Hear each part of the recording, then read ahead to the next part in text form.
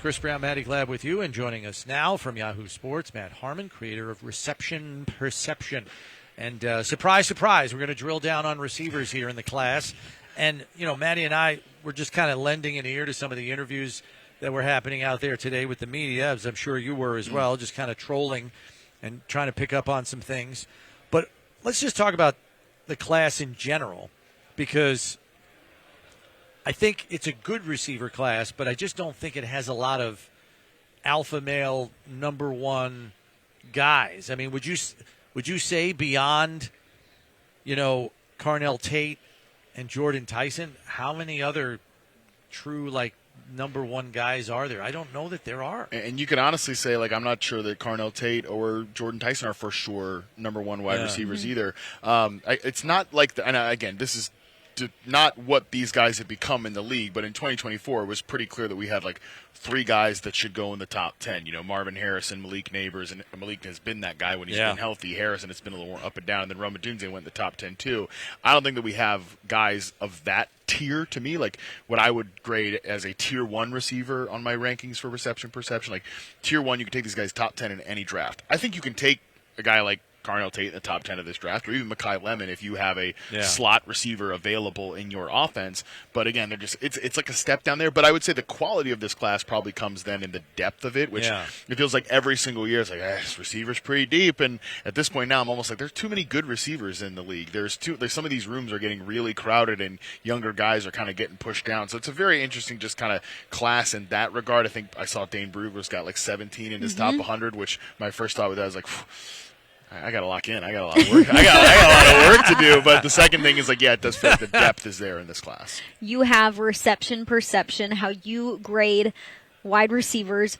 Break it down for us for those who don't know. Yeah, so for those unfamiliar, reception perception is the methodology that I came up with. In 2013, 2014 was the first year I collected league-wide data. What I do is over an 8-game sample for NFL players or for college prospects, I go in and I chart every single route that they run, where they line up. Are they outside in the slot? Are they off the ball? Are they on the ball? Trying to really define those roles and player archetypes is the thing I've probably become more nerdy about. Crazy. And more like a fan of than I probably said things the first 2 years off, because if you're going to do something, you know, like a study like this, you would take 4 to 5 years of collecting data and then put out your conclusions, but that's not how the content game works, baby. So for me, that's the thing I've kind of said. I've really refined the process on more is defining these archetypes and alignment. But what people like is the success rate versus coverage metrics. How often are they getting open against man zone press coverage, which then helps us define those archetypes and everything. So, yeah, it's a full field look at what a wide receiver is, isolated from surrounding variables, because that's the thing with receivers. You got to have a lot go right in order for you to get a target, much less a good, clean target, and trying to isolate them from surrounding variables puts the picture beyond just what their production is. So we kind of want to look at some of the guys that could be in the range, striking distance of the Bills at 26. And we were listening to Concepcion today. We were listening to Bernard. I don't know if Bernard's going to go in round one. Maybe he does. But Concepcion has been mocked in that range near the Bills, has even been mocked to the Bills a couple of times.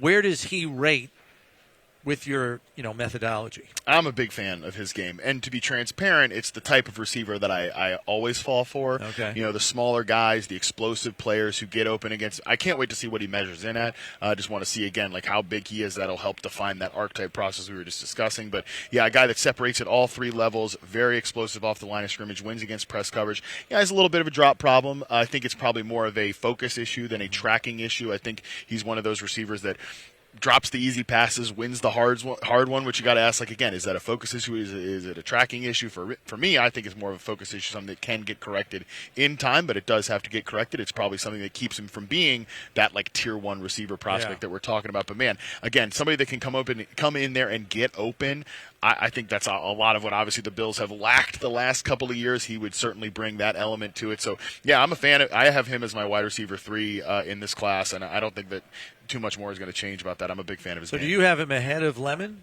I have him ahead of Tyson. Tyson, okay. Yeah, Tyson, you got to worry about a couple things. Number one, the injury concern is a big deal, and I think that's important to pay attention. I just say that's important to pay attention to throughout the process from everything I've heard. Number two, I also think, like, good player. He admittedly was the one of, when I came into this and I knew there was like kind of 3 consensus top guys between Tate, Lemon, and Tyson. Of the 3, he's the one I've kind of, it's taken me a while to figure out like what he is. You know, for Tate, he fits 32 NFL offenses because he's a prototypical outside receiver. With Lemon, I think it takes more of the right fit because is he a Z in 2 receiver sets and then moves into the slot, or is he a slot only player? With Lemon, I was like just not 100% sure of that archetype thing. Where does he fit in? But really a fluid mover, somebody that I think can play above the rim. I think has gotten better as a catcher over his college career, but he does kind of oversell and overrun his routes, and I think for those guys, you kind of need him. I come back to like Jerry Jeudy in 2024 with the Browns. Jeudy is an up-and-down guy that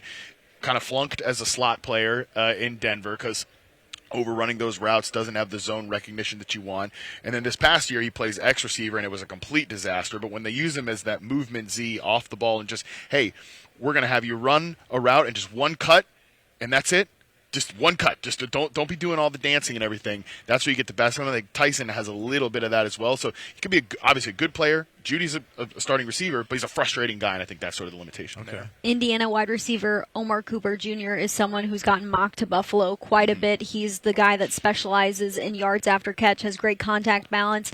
How did he grade out in your system? I think the thing that was most impressive about him, in addition to the yards after catch ability, just a tough player too. Blocks like crazy, really tenacious, gets good character reviews. I think that's obviously exciting about him. But the thing I like the best about him is just his leverage understanding of like breaking outside. So if you can think about, and you know, if we're thinking about Buffalo, Josh loves to throw those like big outbreakers. So if you can line him up off ball, outside, or in the slot, and you can get him on those sail routes, play action, that's going to be a lot of big plays. You saw that on the field consistently for Indiana this year. I do think there are some limitations for him. His man coverage stuff is just okay to me. I think he does need to get better there. He gets kind of stuck at the top of routes at time. But is that an athleticism issue? I doubt it. Is it a technique issue? Can he correct that? That's something sort of in order to grow his game. But he's somebody that I understand like how to apply him to an offense, right? We're getting him the ball in space. He's running after catch. Very exciting player. I understand why there's some hype on him. I think he's, round 2 guy that maybe ends up going late round 1, but that seems pretty fair to me.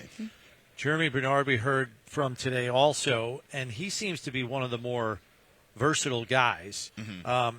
Has a good, like he kind of has a pro body already, like 6'1", 204, and you see some of that physicality in his game. The thing that like almost perplexes me sometimes when I watch him is it doesn't look like he's moving, or he's not sharp in his cuts at the top of his route. He's more of like a smooth kind of glider and a tempo changer. Yeah. I've never seen a college prospect like him change the tempo of his routes to get separation the way he does. Do you see some of that in his game? Because he seems to utilize that more than anybody. I think that's why he's one of the, I'm not going to say one of the best, but one of the better zone beaters I've seen in this class. I think it makes him a tough cover, especially working over the middle of the field. Definitely a guy that runs dig routes really well. So if you have a quarterback that wants to push it over the middle, he makes sense there. Rugged, reliable guy. I've kind of just like felt since I started watching him, seems like a glue guy. You know, maybe he's never going to be that 1 or that 2, but just like a 3 that hangs around and is really useful and productive. Like sometimes when you're talking about players, he's like, he's useful. And that's like other times like he's useful. Like it's the inflection that matters when you say that. And I think he's one of the guys I'd be like, he's useful. You know, so that's how I feel. Bold and underlined. Exactly. Another wide receiver who's probably the favorite in terms of getting mocked to Buffalo at 26 is Washington wide receiver Denzel Boston, who's a huge mismatch in the red zone due to his 6'4" size. How did he grade out for you? Yeah, I'm a big fan of Boston.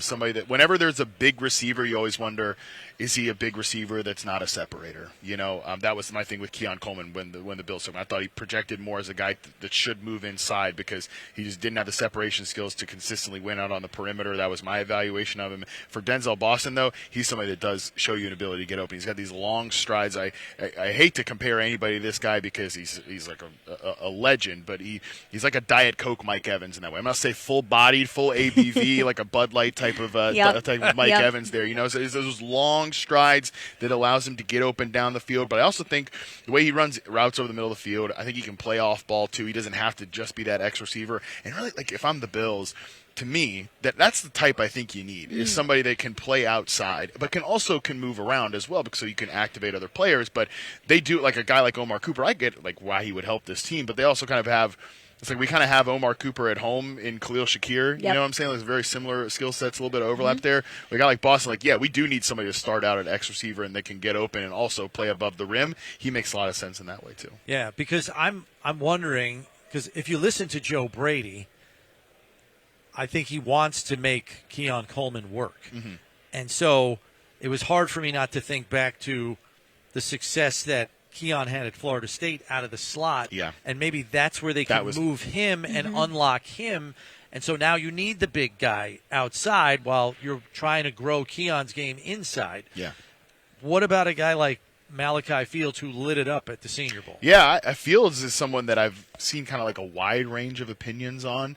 I like him a lot. He's somebody that's big, and I think his zone coverage ability is a little underrated, like stands out for a guy that's more playing out in the perimeter, because typically it's like, okay, he's playing outside, like we want him to beat man coverage, but if you're a good zone beater outside, you can be a really reliable possession type guy. Yeah. I do want to see what he runs. I don't know what the speed, like the speed's the one thing we'll see. To me, he looks like he's got the biggest catch radius in the whole class. Some of his are ridiculous. Highlight reel stuff, catch it, and then like you can tell like he goes and calls his number, like give me that ball, like put it up for me, I'm gonna go get it. Good character reviews on him, hard worker. Two school player too, was at UVA before. Two very Notre smart Dame. schools. Yeah, right, you gotta be smart to go to either one of them. 100%, and I think you see the intelligence from him for sure. I like him a lot. He's one of these guys that could be. Come back to like Justin Boone, who works with me over at Yahoo, and he's actually a Bills fan, so maybe he's like rooting for Malachi Fields, because I think he kind of puts it in the bucket in a really correct way. Where like Nico Collins is an example. Nico's like a stud. He's like a top 5 receiver in the league now to me. I think he's awesome, and there's probably like 8 top 5 receivers, but he's of that caliber, right? But he was not that guy. His first couple of years, he was playing a lot because he's an X receiver, so he's not going to leave the field. He's going to be out there all the time, and that experience just growing on the job. And I always thought the film was, the reception perception was way better than the stats with a guy like Nico Collins. But in time, then the production caught up when the situation got better. But he had just so many reps because, like day one as a 3rd round pick, he was essentially out there as that X receiver. I think that Fields, this was Boone's sort of like optimistic journey path for him. I think that's sort of something to hope Fields for. to Collins, I would take that. Yeah. Who's the biggest separator in the class? A lot of people in Buffalo want to talk speed and what speed could do with Josh Allen. Who separates? It's definitely Casey Concepcion. Is I think the best separator. But I will say Carnell Tate, which obviously that would be a long shot that he finds his way to Buffalo. But he's got some great success rate versus man coverage numbers so far. And I've charted a lot of good man beaters the last few classes. His numbers are going to be up there by the time the full sample runs out. He just is so good in the vertical game, especially. Really refined player. So he's definitely up there. That's the thing. Like, it's one thing to, I guess, there's like real a nerdy difference between like good route running versus separation. To me, it's like I'd rather have the guy that's a good route runner than a good separator. Of course, you want somebody that's both. That's awesome. Right. But those are like the best receivers in the league. So to me, it's like I think that route running really matters a lot, and he's somebody that certainly is there. But yeah, if we're talking about just pure separation and I think good route running, Casey is up there. Okay. No doubt. And he offers punt return ability too. Yeah. He's a 2-for-1. Tell me about a sleeper in your system that keeps getting spit out pretty high on your board, but nobody is talking about right now that you feel could translate well to the NFL game based on what your numbers are spitting out. He got a little pop at the Senior Bowl, but lower level of competition, Ted Hurst out of Georgia State. Who's not here. Yeah, which is kind of surprising, and obviously that like makes you a big long shot if you don't get invited to the Combine historically. But certainly somebody I think you want to turn on the tape of a guy at a lower level like that. That's not one of the bigger schools, one of the bigger programs, and be like, okay, he stands out right away. And I think he does. He reminds me a little bit of like Torrey Horton in last year's draft class, who I was a huge fan of. Well, it should not have been a 5th round pick, but the medicals, and obviously he had a season-ending injury his rookie year, so maybe the medicals were right. But somebody I really liked in that regard. He kind of reminds me of him. So before we go to break here, and thanks for the time again, Matt, of course.